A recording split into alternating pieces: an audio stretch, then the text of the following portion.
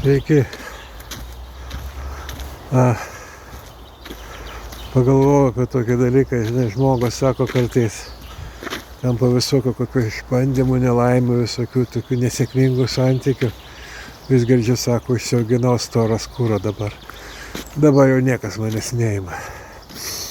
Nu ir tiesagi, žiūrėk, žmonės kokie būna užgrūdinti, paskui, žinai, ten jie atsiduria tose pačiose situacijose ir, nu ir nieko, kaip nuo žąsies vanduo viskas nubėga, žinai, jiems. Bet visi dalykai turi šalutinį poveikį.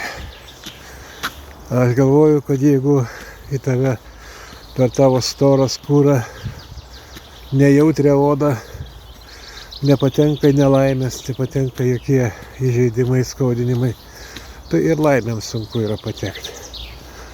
Visokie laimiai, visokiems pamaloninimams, paglamonėjimams sunku yra patekti.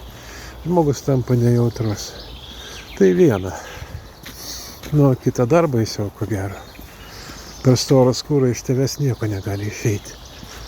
Nieko į kitą žmogų. Tu turi šarvą. Ir šarvas turi pirminę paskirtį saugoti tave. Tai tu saugai save. Nu ir į kitą tu negali patekti.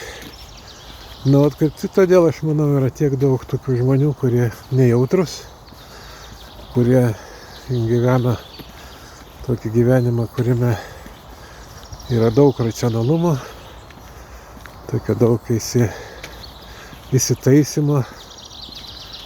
Va, ir tada, reiškia, nu, jisai giriasi, kad jo niekas negali mane patekti.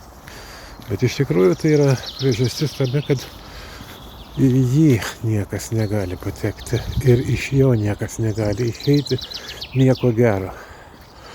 Nors ten ir yra, nors ten ir širdis plaka, nors ir ten pulsuoja, ten yra jausmai, bet jie viduje uždaryti kalėjime ir niekaip negali iš ten išsitraukti jų. Tai ką daryti?